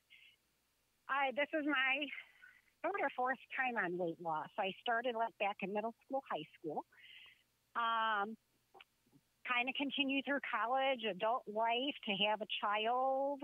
And, so this is third or fourth time I think fourth time for weight loss. But this is my first time on Weight Watchers. So, Nice. all my other times I've done it with girlfriends, friends. Hold on, I'm going to plug you in because I'm at 13% battery. Oh no. Yeah. All right. You're plugged in. We got battery. So I'm the type where we like in our society we like to achieve too much at once and then we get defeated. Right. And I learned that. Where you just try to make a massive amount of changes at once and then you just can't do it all. So this time around, so I will tell people not only, so this is part of my story, not only was I morbidly obese, that also went hand in hand with severe financial debt. So I literally was on my knees because my debt income was 3/4, if not a little bit more, almost 80% of what I was making at work. And I was like, okay, how am I going to get my daughter through college? How are we going to live? Are we going to be living in a car? Right. So I actually had friends that are very much faith-based. So you guys are going to hear a lot about God and Jesus, just so you know, Mike's on board. But I wasn't at that time. And they're like, I think you have the wrong concept of how to live. Let me point you to some scriptures. And that was eye-opening. So it was only with that, you know, somebody's like, what did you have to give up? And I was like, I didn't give up anything. If I want a piece of cake, I eat a piece of cake. I may not eat the whole cake anymore. Right. But I will take a sliver and learn to relish that. I didn't give up anything. And I was like, no, actually I did. Because the more controlling we are, tends to be that we try to control our weight. And when we try to do it, it doesn't quite work. So I had to learn up to give control and give it to somebody else. Right. I want to go back. I want to go back to something you said, which I have no evidence on this, but I found it to be partially true. Is that for many of us, when we got overweight, there's more than one area of our life that's a little bit out of control. It's not just that everything is perfect and the only thing we're struggling with is weight. There usually is some, there's some, like you said, there's some sort of reason that kind of a contributing factor, let's just say. And so what I've found is that, myself included, for those of us who are very overweight, there's something else going on mentally that we also need to address at the same time, some way, somehow, to kind of bring us back to some sort of, new lifestyle or a new life. And do you find that to be true to some extent? I do. I truly do. Because who I am today is not who I was back then. I remember seeing some of my face-to-face pictures that I posted when I was 280 pounds. I remember seeing that going, okay, I know that's me, but I don't even recognize that person. Right. I don't even know who that person is, not only in body shape, but in mentality and every aspect of life. She was out of control. And you may not remember, but you gave me a ride to La Quinta, and you totally got it. Like, my whole life was out of control. Yep. Not, my emotions, my anger. I was volatile on my daughter. Like, she always was like, it was like walking on eggshells at times. Like, are you going to explode because I, spilled milk? Right.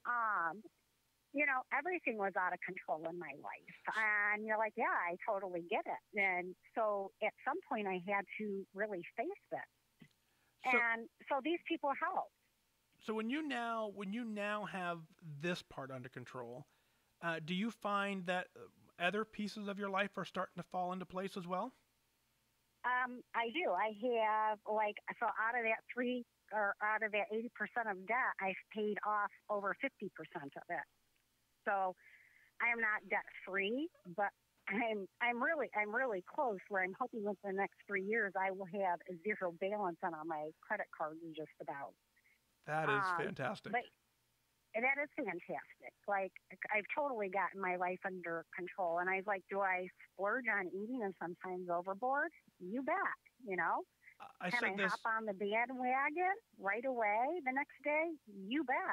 I said this to my trainer this morning. We were talking about the weekend, right? And so even today, I enjoy my weekends, probably some days a little too much, but I definitely enjoy them.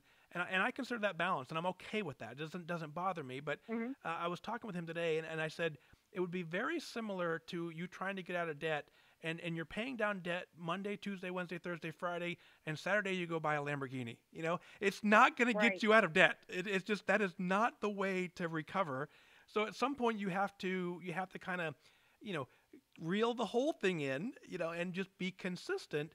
But it doesn't mean you have to be perfect. You just kind of Right. roll with it. Ellen is asking, what Right. is the biggest tip that you can give for staying focused?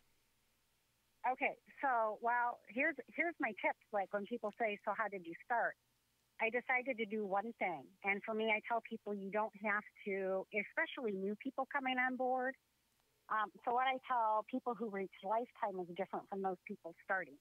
I chose to do one thing, and for me, I chose the hardest thing. And you do not have to choose the hardest thing. You can choose the easiest thing if that's food, exercise, whatever. My hardest thing was I chose to exercise. I made a mental contract with myself that I would go down to the Y. Besides, I had a dog at that time, so I walked him, but it wasn't a cognitive like cardio exercise. So I said I would go to the Y 2 to 3 times a week and go for 35 minutes. And I said, and I tell people, the only reason why I chose 35 minutes, because that's what the treadmill is set for. It's set for 30 minutes of walking with a 5-minute cool down. 5-minute cool down. And that was hard to do. I tell people, like, I picked the hardest thing because I starved myself in high school less than 1,000 calories, and people would lose buckets of weight. Right. Not me, not until I started exercising. So I knew exercise was the key and the hardest for me. I know people, I lost 28 pounds doing nothing different Right. in a 6-month period. As the weight started coming off, did I do little changes? Yes, because you wanted to eat healthier. You wanted to do a little better choices. So I started doing wheat bread over white and whole wheat pasta. And I just was like, so do one thing. And then it took me, like, I tell people it was more than 6 months, less than 9. Pick a date in there. Right. I don't know. Somewhere in the middle. Where at 6 months, I knew I still had to force myself to go to the Y. By 9 months, at some point I was like, hey, I'm enjoying this. I'm going down there. It's a habit now. I kind of want to do this. Right. But then you have to either start saying, I'm going to go more frequently, or I'm going to do something different. And then you start making changes, but don't do too many changes at once. Right. Now, I agree with that. It goes back to the whole concept of setting attendance goals, right? Is that you have to set something so easy, is not the exact right word, but something that you can do every single day. Because the term I always say is, it does us no good to go do a Navy SEAL cardio kickboxing workout, and then we can't repeat it for another 4 months. And then we take a month off from the gym. You never build that consistency. And so you just say, okay, I'm going to go 30 minutes on the treadmill. A thing I liked about what you said, I don't know if folks listening picked up on it, but I hear this all the time. And it's one of those things that makes me go, okay, I want to help. I want to help. I want to help. People say, you know what? One of my goals is I want to exercise more. Like, well, what does that even mean? But you said no. It's going to be 30 minutes, which is a time, boom. You can measure that. At the end of the week, if you hit that goal. If I said your goal is to exercise more, how would you measure it? Okay, more. Well, so very cool. My goal was also 2 to 3 times a week, and there were times where I had to force myself to get 2 in. Yep. But it became easier. The more consistent you get, it becomes easier. Totally does. So my lifetime, what I tell people with lifetime when they hit lifetime is don't be too eager to say, oh, look, now I can go on to maintenance, because a lot of people are like, oh, I'm at lifetime, I can go back to eating a piece of fried chicken, or I can go back and eating hamburgers. No, you can't. That's your old self. You kind of have to, like, I've done this like with you. So I joined Weight Watchers January 2016. I was like, for most of my maintenance, I ate the exact same way that I did on a weight loss. Did I include a little bit more? Yes, but at that point, fortunately, I'm not a fan of freestyle. I loved smart points because I knew exactly my smart points. I knew I could go on an average like 30 to 33 smart points. And occasionally I could go up, but that means other days I had to drop back. But on the average, I knew what I could eat. And if I really wanted something, like I knew I was going out and I knew I was going to have ice cream, I could cut back somewhere else to save my points. And it would all balance out. Right. So I tell people, no, you can't go on and eat 2 or 3 slices of pizza. You know, I had a hamburger. The last time I ate a hamburger, I just had a hamburger like 2 weeks ago. Last time I ate a hamburger was over a year ago. Yep. Because I'm not a big red meat lover. I'd rather have a steak. I do crave steak. Overall, I tell people I follow a vegetarian diet, but that doesn't mean I won't eat meat. If I crave it, I go eat it. But do I eat steak continuously? No. Do I eat cake continuously? No. I have a problem with potato chips and salty stuff like that, which is the huge addiction for the food industry. Right. And they don't come into my house. But Because you found a way now to balance the whole thing, which is what many of us strive for. And so, you know, we'll never say that you can't have this, can't have that. But what we do know, and you summed it up pretty nicely, is that there was a lifestyle that you had that led you to being overweight and out of shape. If you want to eat in that same lifestyle, that we know where that leads. We have proof as to what the impact of that brings you to. And so if you want to have a different life, you have to make some of those modifications. And so for some of us, it is completely eliminating some foods. But I think for those who are most successful, it's finding a way to be in moderation. But I think the most important thing is to find a way to remind yourself, like Lee mentioned, every single day that this is what's important to me and I'm going to do it regardless. And so does it mean I'm going to be perfect? No. But it means I'm going to every single day find a way to balance whatever I did yesterday. So if I overate yesterday, then today I have to undereat or balance it or at least properly eat, I should say. And I'm to the point where I tell people, you might have to give up potato chips or cake for a while until you can get everything under control. If, like I say, if potato chips are my trigger point, they don't come into my house. But can I go out and actually eat a normal portion of potato chips and leave them now? Yes. At one point in my life, I couldn't even done that. Right. But it gets easier, and the longer you've been out, and this becomes just the way you are. You can have those little, and I will say they're treats. They're not like they're little rewards. They're not something that you can do routinely. Right. I can have a few potato chips at work and walk away and say, oh, good enough. And actually, some of them are like, really, I ate that? I don't remember. Why did I think they were all that great? Right. Years ago, they're kind of gross. Yeah, and that's what I found, that same exact thing, is that there were things I used to love that now when I have them, I'm having them because I remember I used to love them. And then when I actually have them, I'm like, I don't really actually love this anymore. So I'll have it every once in a while and be like, yeah, I'm good. I don't need that anymore. It's just, I have different goals in life now, and it's just, those don't align with it. So, well, right. So what's the, right. your and they don't align with my goals anymore either. Right. Your email's coming up on a future show, right? I think we got that squared away finally. So I think we got that squared away. So we'll save your entire story for a future episode, and maybe at the end of that episode, I'll call you as well, and we'll kind of rehash some of the pieces from the episode. But like, I don't want to share it too much. I want that to be a surprise when it actually comes out.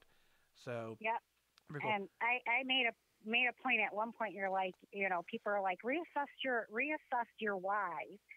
And I said, my whys really haven't changed in 10 years. And Lee's like, oh, I differ with that. And I was like, no, they really haven't changed, quite honestly. So I posted them on Wise Wingman because you came out after No Finish Line Nation.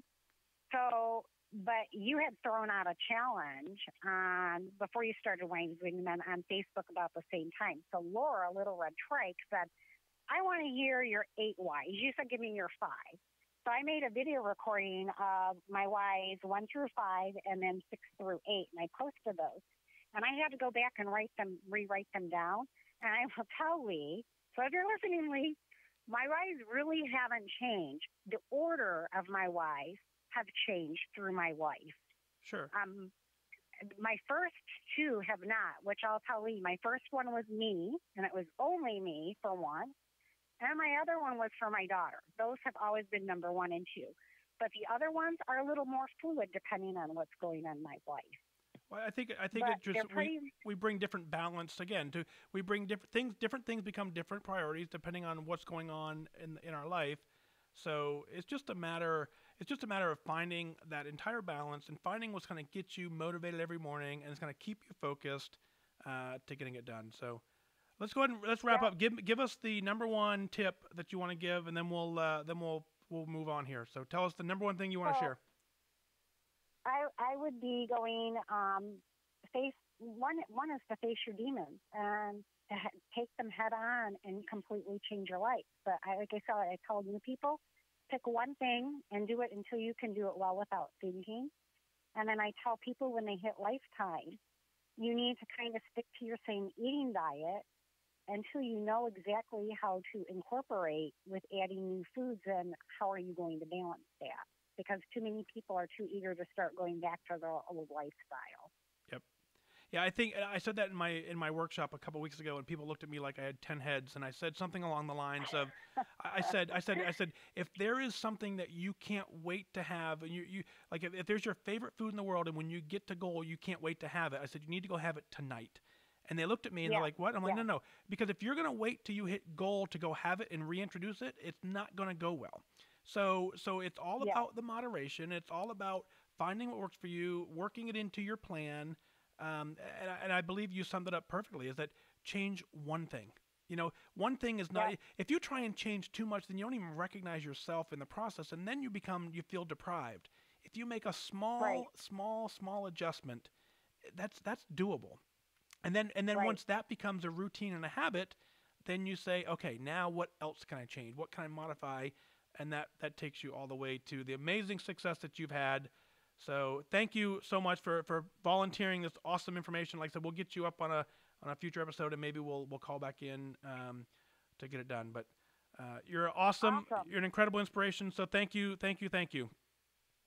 Oh no, thank you, and I'm looking so forward to your retirement party and coming to Indiana and seeing everybody again. I can't wait as well. For those of you who aren't tracking on that, so I retire from the military June 28th, Friday at 1 o'clock. You're all invited to that. It's a retirement ceremony. The following morning, we're going to do the Indy Ultimate here in Indianapolis, like we did last year. So it's going to be a weekend celebration. So Debbie, can't wait to see you. Thank you for coming out, and we will see you soon. So.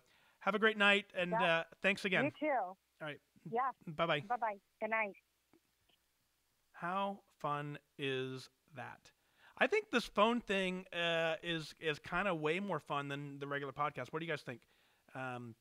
So the game plan is, I saw a couple of you pop in. If you want to go on the show, this is the number right here.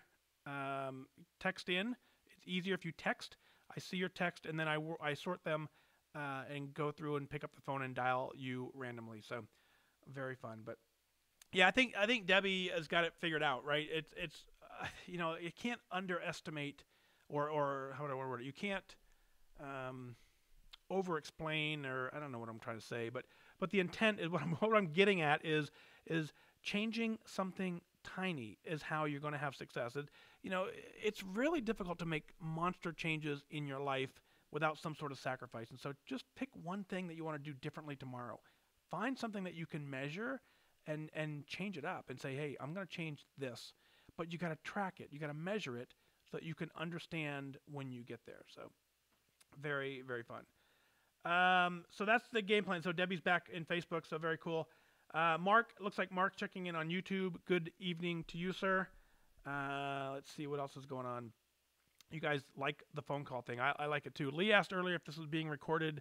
It'll stay live on YouTube. It'll stay live on Facebook. It will not make it to the podcast because I don't think this resonates well on the podcast side. But I'll figure that out at some time. Mark says, I like the phone call as well. So very cool. I do too.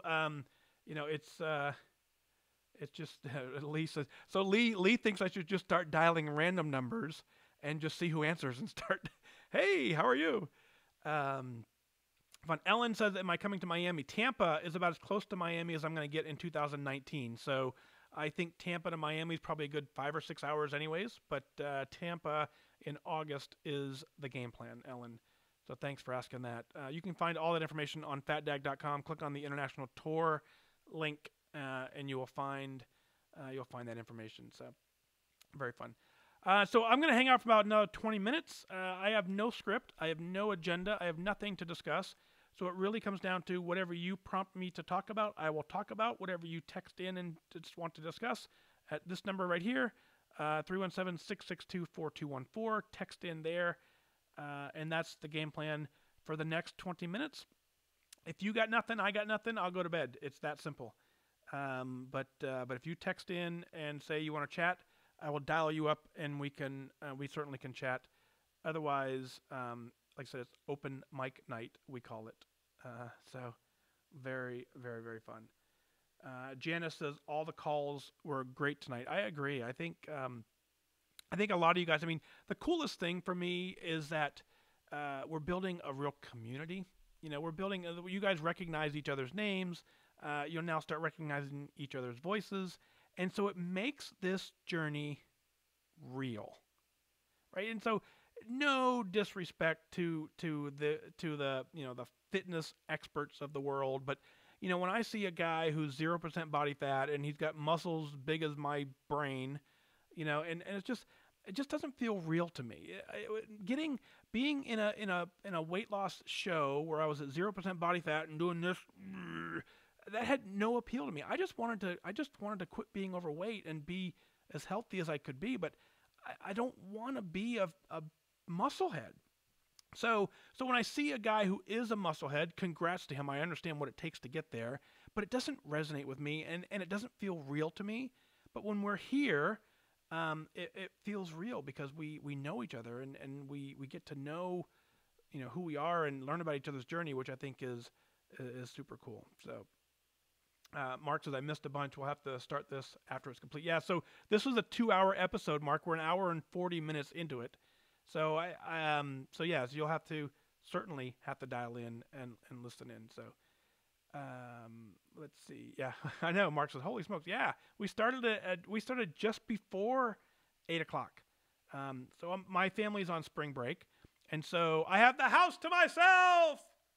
See, no one here cares. So I can yell into the microphone. I can be online for 2 hours. I'm not, no one's missing, so it works out well. So. Christy says, I'd be a musclehead, but I don't have that kind of focus, right? Dedication. That's what it boils down to for me, right? The level of effort it takes to be a fit musclehead in that extreme is incredible. Hats off to those folks who do it, but I just don't have that type of dedication to this journey. My dedication exists to, I want to just kind of enjoy a lot of different things and kind of balance it out. So I agree for sure. Let's see. Jan says, I'm struggling with Lifetime falling off the wagon. So Jan, let's discuss that, right? So you've got to, what a lot of people are saying, rekindle the flame that you had when you started. This is where it's important to dig into your why and have it written down so that you have something to go back to. There's 2 things you can do to reignite the flame.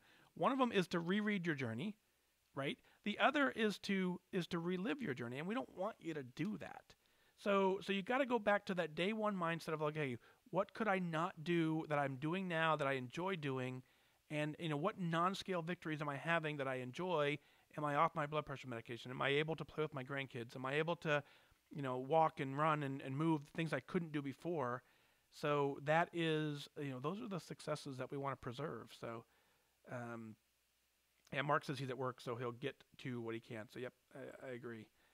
And then Jan comments with, I am refocusing today, though. So, very, very, very fun. So, all right, so we have 15 minutes left. Like I said, if you text in, we'll spend the last 15 minutes with you chatting. Otherwise, the comments have died down, and it looks like you guys have got all your questions answered. So, I'm content with wrapping up, but it's up to you. So, if there's something you want to discuss, let's discuss it. Otherwise, let's go ahead and slowly but surely wrap this up. So, makes sense? So, Ellen says, never misses a meeting. Lee says, rekindle the electricity. Watts your why, with a pun on words. You can always count on Lee to come in with the incredible puns for sure. So, all right. So here, game plan. So, the international tour, you guys know this, right? Go to fatdag.com, click on the international tour link. Just left New York City. What a blast that was. Headed to Phoenix. So Phoenix is April. May plan is to be in Tulsa. June is Toronto, Indianapolis. July will be New Hampshire. August is Tampa. September, October, November is some sort of battle between St. Louis, Seattle, and Minneapolis. No firm dates, but that's what the plan is. Kathy says, did I like the hotel you were in last week? Yeah, it was very cute. I prefer more of a little more modern, a little more, I prefer a more modern hotel, but, boom, prices, except, so I can sleep anywhere. Find me a bed and I'm good. But yeah, we stayed at the Blakely. It was very nice. Very happy with that. So Jan's saying, I suspect it's freestyle. I did great before freestyle. Am I making an excuse? Not necessarily. Sure, there's some excuse built into that, but I think it's now a matter of figuring out what's working differently.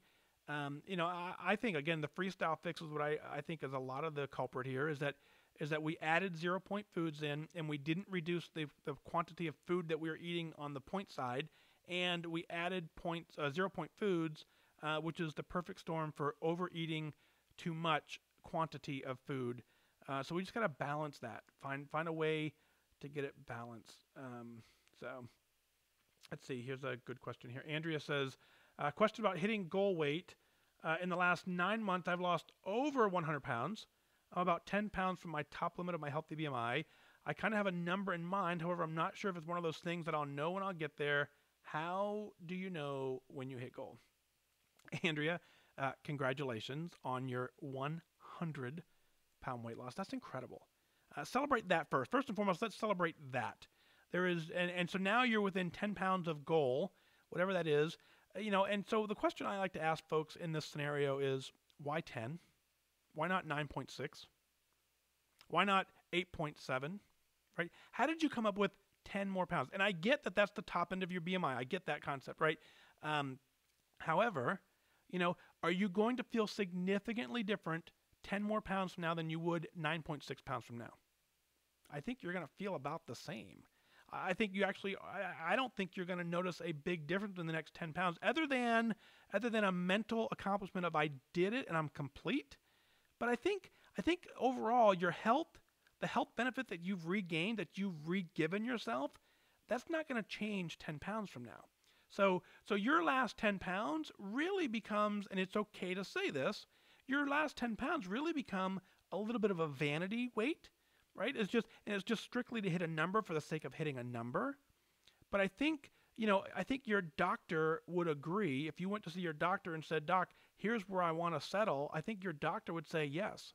Check in with your doc and see what your doc says. And so what I want you to do is celebrate the fact that you lost 100 pounds and that you're within striking distance of a weight that you want to maintain for the rest of your life. If that's 10 pounds, great. If it's 8.6, great. If it's 6.5, great. If it's 0 from here, great. You have regained some health benefit. You have completely given yourself a brand new life that only you have the capability to give yourself. So celebrate that. Really, that's what I want you to celebrate. So very, very fun. Christy says, let's see, I wish I didn't eat so many 0 point foods. Not much. I wish you ate more of them. Looks not into tuna, eggs, or endless chicken. Yep. So that's one of my goals right now is I want to increase my food, my 0 point list. I've been trying things. I had spinach the other day. I had carrots for lunch today.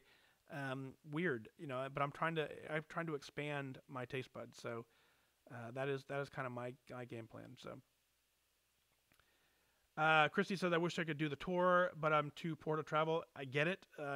All this travel I do comes out of the Patreon fund to some extent, and the rest of it comes out of my pocket. So I get that, which is also a limiting factor to when I'm going on a trip because I just don't know what the budget looks like until it gets there. So very fun. Andrea, you're super welcome. Very cool. All right. On that note, I feel like I'm just rambling, so I'm going to go ahead and wrap this up. But thank you all for being here for this, hour and 50-minute epic long talk fest. Very fun, right? A very cool opportunity because no one's home in my home. It made it easier. This is what I'm shooting for when we come down to getting a new studio, that I can do a show a little earlier in the evening so that everything just works. I'm not competing with the house trying to get on a microphone. So that's the game plan with the new studio. Details coming out on that soon. Is it Ines is asking, do you think we'll make a 0 point change? No idea. I'm not in those conversations. I wish I was. I wish I had an answer for you. I did hear that there is a change coming, but that's as much as I know, is that there is a change coming. I don't know what that means. So we will find out. The thing I do know is that for decades now, WW has been the leader in making plan changes that work for us. So they have our best interest at heart. Their goal is the same as our goal. So there will be some tweaks and changes that will probably benefit us if we stick with them. I'm a firm believer that every single program works, right? It doesn't matter if it's this or if it's something else. They all work if you find a deep dig into your why and you're able to mix it with your current lifestyle. Very fun. Jan says, where can we replay it? You can replay it on YouTube. You can replay it on Facebook. And then I bet you can probably rewatch it on Twitter as well. But certainly you can always watch it on the Facebook page. So thank you for having open mic night. You're welcome. I think a lot of you enjoyed that. I enjoyed it as well. So I got to find a way to integrate this into what we're doing because I think it works well as well. So very, very fun. So, all right. On that note, thank you. Thank you for being a part of this, this part of this show. Thank you for being a part of my journey. Thanks for your continued support. Thanks for being an amazing wingman. You saved my life. You saved my career. And now it's my honor to give back and bring us all together and say, we can do this. You know you can do it because you've seen other people do it and you've actually had some success as well. So you don't have that success by accident.